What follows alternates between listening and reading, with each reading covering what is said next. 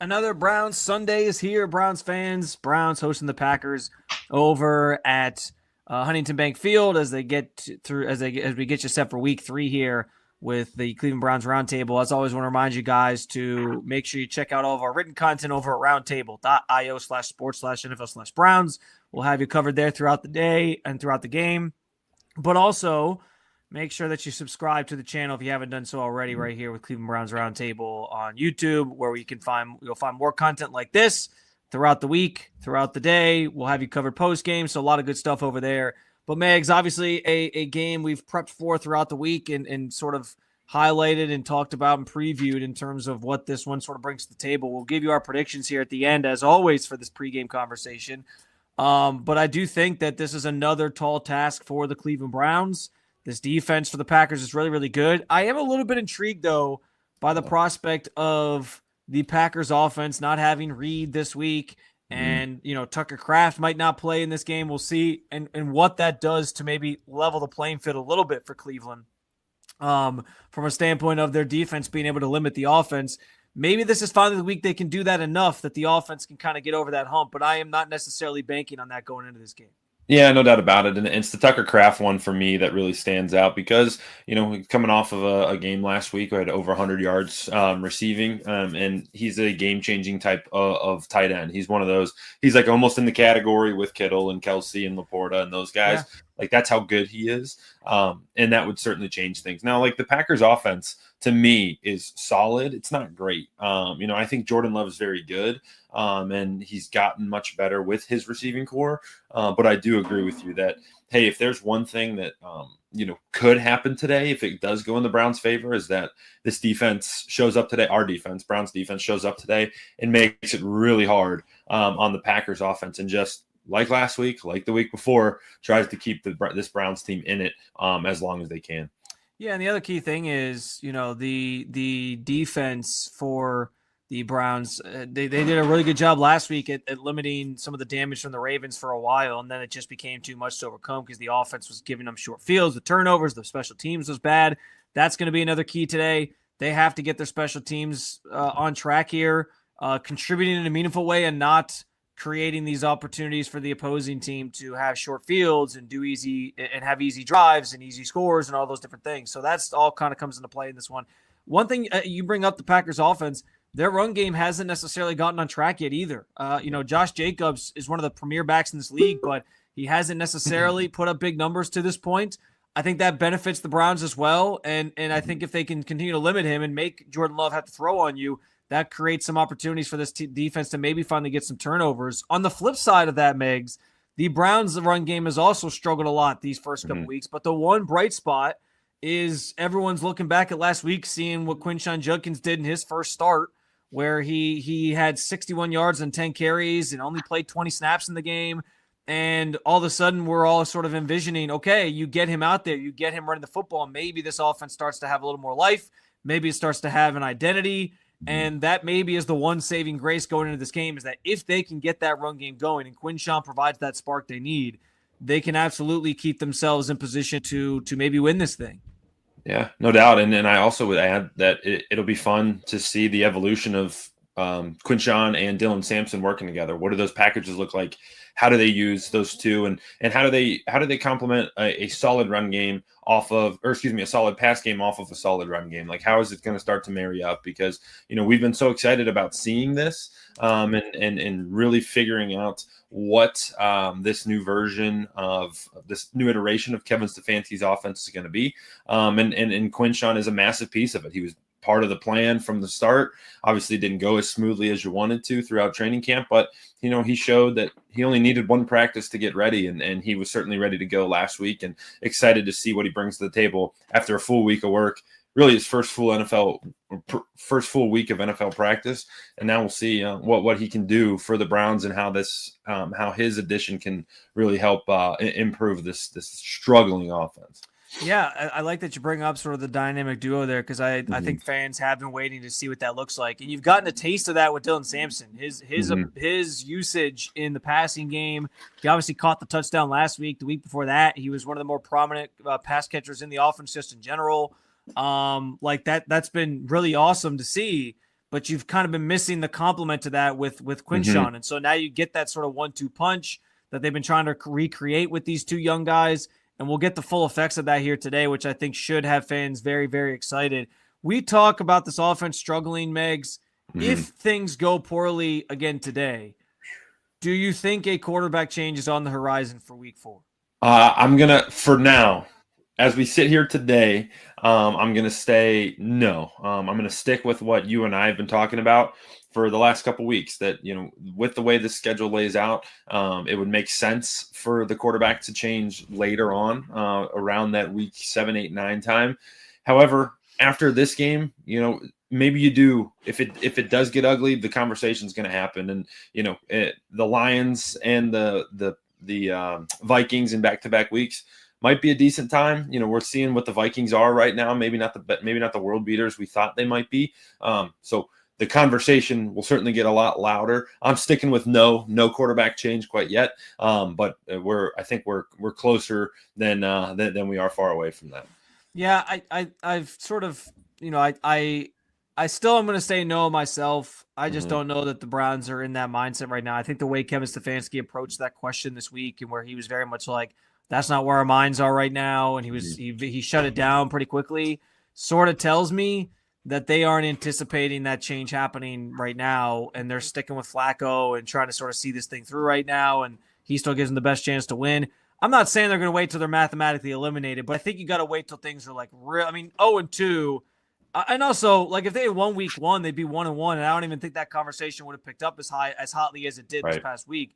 So it's I don't know. It's an interesting situation. We know that this is going to continue to be a conversation throughout the season, no matter what. But yeah, like I think if today goes poorly, we know on the outside it's going to be loud. And certainly there'll be people clamoring for Dylan Gabriel, but I just don't know that they're going to make that switch so soon. And I do think there is something to be said for, you can't be afraid to put a guy out there. Like, it's the NFL, right? Like, they got to start at some point. And so you can't like shy away from, well, is this the perfect matchup? It's hard to actually find like the perfect matchup for a guy. I get that. Yeah.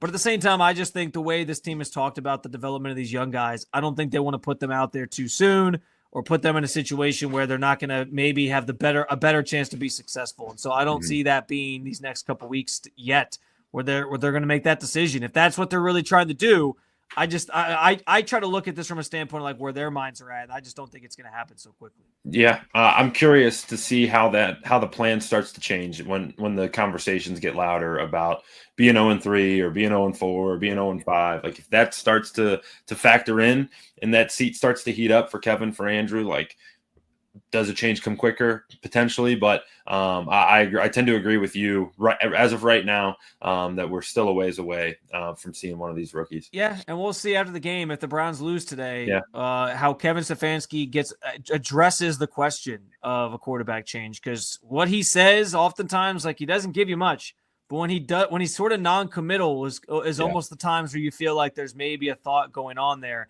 If he shuts it down quickly, you know where his head's at. If he doesn't, you kind of know he might be thinking about it. So we'll see. Another subplot in this one, Megs, of course, is the matchup, not necessarily directly between, because they don't play against each other, but Myles Garrett, Micah Parsons. There were some fun conversations from both those guys this week. I know Myles talked about how when he got the big contract in the trade, he was like, wow, he actually did it. And he talked about how they were in a sauna during the offseason, and he told him he was going to beat his money by a lot, and he did. And then I know Micah had some praise for Myles, obviously, as well. It's kind of a fun side story in this one because those two guys are the biggest stars on the field. And while they don't go up against each other directly, they are the two biggest factors in this game ultimately. Like, they can either, if their ability to get after the quarterback and mess things up could directly contribute to their team winning or losing this game. And I would add too that both of them are playing at such an elite level right now. I know the stat was kind of going around that Myles is facing the most double teams by like far. He's facing like 75% of the snaps. He's facing a double team, and his win rate is through the roof still. Micah the same. These are two guys that are game records is the right way to describe them. And for Micah, like, I'm concerned from a Browns perspective, because he's got a statue quarterback that he's chasing today. And Flacco, we saw him try to move last week. It's not that great anymore. Father Time is undefeated. Not that he was ever fleet of foot to begin with, but Micah Parsons chasing that down is not going to be a tough task for him, especially against an offensive line where, I'm curious to see where they put him. If they start moving him down into the against the guards in the center, that would be something to keep your eye on. But, every time the Browns break the huddle, you know for a fact Joe Flacco's finding number one, and you should at home while you're watching, because that'll kind of dictate the play. And then on the other side, can Miles continue to do his thing? Like there's a world today where, this game's close and a strip sack can change the game.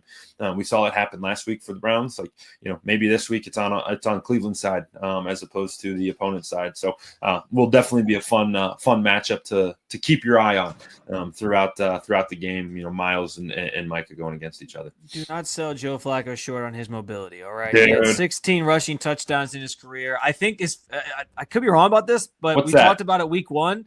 I think his first touchdown of his career was like that. Wasn't it that rushing touchdown against the Bengals? Wasn't that the first touchdown he scored in his career? And wasn't it like 50 yards? Yeah, it was like he flushed out of the pocket and just ran. So, hey, okay. Joe Flacco used to have some wheels. I'm trying to do the math. 18 years, 16 rushing touchdowns. Was that 0.9 rushing touchdowns per year? Something like that. I'm just saying, don't sell my man short. No, I'm kidding. Well, along those lines, I think that conversation with Micah leads into the idea that, like, the Browns can't expect to drop back today and throw the ball 45, 50 times and probably win this game. They need to have a more balanced offense. Megs, as you look at this one, as you get ready, we submitted our predictions over at the site, obviously, but we'll share it for our viewing audience here as well. Pregame, what is your prediction for today's game? Okay, we got two paths we're going to go here. I texted you earlier in the week, just a screenshot of the box score from Browns versus 49ers in 2023. It was PJ Walker versus the 49ers. Two predictions? No, I'm just saying, if you want to have belief at home, go back and look at that. It went kind of exactly as you mentioned, Spencer. The Browns ran the ball a ton. They got a ton of lucky breaks. Jake Moody obviously misses that kick at the end of the game. They force a couple turnovers. Like, you're going to have to see that type of stuff. But it's been done before. Kevin's done it before. This team's done it before. Some of the guys on this team were a part of that game. So it can be done. Now, my prediction for today is Packers 28, Browns 13. I do think it's going to be very close early. Like, I think at halftime, maybe you see the Browns have a lead. Maybe it's 10-7. Maybe they're down 14-10, something like that. And then I think it'll have a similar feel to last week when, the Packers, what was really proven in that Ravens game last week is that the Browns receivers don't scare anybody. So you're going to see everybody can kind of come down close to the line of scrimmage. And if they're not doing it early in the game, they're going to find out that they can do it later in the game, and going to make it damn near impossible for the Browns offense to do anything in the second half. And I think the Packers just kind of pull away gradually. 28-13 final. Packers move to 3-0. Yeah, I like that, the thought process there, and I tend to sort of agree. I think, like these first 2 weeks, the Browns defense is going to keep them in it because they always do. I think the Packers offense is going to be a little more limited this week, especially without Reed, without Tucker Kraft potentially playing in this game. He's questionable entering the day, and he didn't practice on Friday, so that may be a sign he won't play. We'll see. But yeah, if he's not out there, like, I think the pass game maybe has some limitations. I think their run game can be bottled up. We've seen that the first couple weeks here. And so I think there's going to be some opportunities for the Browns to stay in this game. What I think could flip the scales, what I think could flip the Browns to winning this game is if they get like a meaningful turnover. And by that, I mean like one that directly leads to the defense scoring a touchdown. Like they take back a pick six or something, or like they get a fumble or a pick six or whatever, or a pick that sets up the offense with like a short field, like from like the 10 or 15-yard line, and they can have an easy score. I think they need something like that to happen to flip this game in their favor. But I can't consciously, with seeing what we've seen the last couple weeks, pick this Browns team to win right now because their offense just cannot score with these teams. And I thought it'd be different. I thought this wouldn't be the case. I thought they'd be a more competitive offense. But these first 2 weeks have showed us that's not true.